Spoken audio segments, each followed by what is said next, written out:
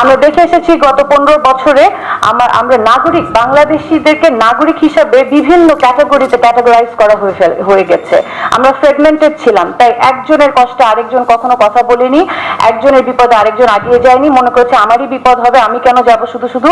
এখন তাহলে আমরা কি ধরনের সমাজ চাই? আমরা একটা ইউনিফাইড সমাজ চাই, আমরা কোহেরেন্ট একটা সমাজ চাই, যেখানে আমরা নিজেদেরকেই একটা কোহেরেন্ট ইউনিট হিসাবে মনে করব। আমরা যাই করব কালেকটিভ, আমাদের মাথায় থাকতে হবে আমরা কালেকটিভলি কোহেসিভলি একটা ন্যাশনাল ইন্টারেস্টের দিকে আগাবো। এটা হচ্ছে আমাদের টার্গেট। আর এটা করার জন্য এখন কি করণীয় হতে পারে, আমার কাছে ছোট ছোট কিছু আমার ধারণা এসব করা, মানে আমাদেরকে নেক্সট সামনে আমরা বাংলাদেশে কি ধরনের শাসন ব্যবস্থা চাই বা কি ধরনের প্রশাসন চাই। প্রথমত আমার মনে হয় যে আমরা নিজেদেরকে ভেঙে ফেলবো না। গত 15 বছরে, আচ্ছা এখানে একটা এক্সাম্পল দিই, জাস্ট মাথায় আসলো, সেটা হচ্ছে একটা গাছের গুড়িকে চাইলে কিন্তু ক্যারাটে চপ মেরে ভাঙা যায় না। আমি এরকম উদ্ভট এক্সাম্পল দিই কারণ ক্লাসে আমি এরকম এক্সাম্পল দিই যে একটা গাছের গুড়ি অনেক শক্ত, আপনি চাইলে সেটাকে ক্যারাটে চপ করে ভাঙতে পারবেন না। কিন্তু সেম গাছের গুড়িকে যখন আপনি চিকন চিকন তক্তা করবেন তখন খুব ইজিলি একটা ক্যারাটে চপ মারেন, মাঝখান দিয়ে ভেঙে যাবে। গত 15 বছরে আমরা অনেকভাবে ভেঙেছি।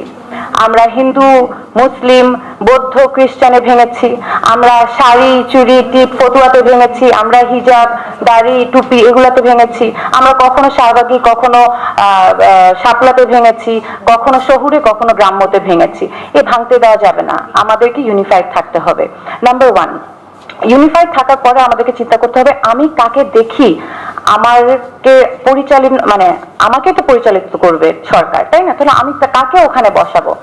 আপনি কাকে ভোটটা দিবেন, আপনি নেতা হিসাবে কাকে দেখেন, বা আপনি সরকার ব্যবস্থায় কাকে দেখতে চান, তাকে মার্কা বা তাকে নামে মনে করেন না নিয়ে আপনি তার ফল দেখবেন, তার কার্যক্রম দেখবেন। এবং সেটা দেখার জন্য এখন আপনার প্রশ্ন হতে পারে যে সে যদি নেতাকে না বানায় তাহলে কেমনে বুঝবে সে ভালো কি খারাপ নেতা? আপনি তার ফ্যামিলির দিকে দেখেন, তার ডে টু ডে মানুষের সাথে ব্যবহার দেখেন, তার ঘরের মধ্যে ঘরের মেম্বারদের সাথে তার ব্যবহার, বাবা মার প্রতি ব্যবহার, ছেলে মেয়ের প্রতি ব্যবহার দেখেন। আপনি দেখেন সে ছেলে মেয়েতে বৈষম্য করে কিনা। যদি আপনি তাকে ফ্যামিলির মধ্যে বৈষম্য করতে দেখেন, আপনি ধরে রাখেন সে যে কোনো রাষ্ট্রীয় পর্যায়ে যদি কোনো পদ প্রাপ্ত হয় সে সেখানেও নারী এবং পুরুষে বৈষম্য করবে।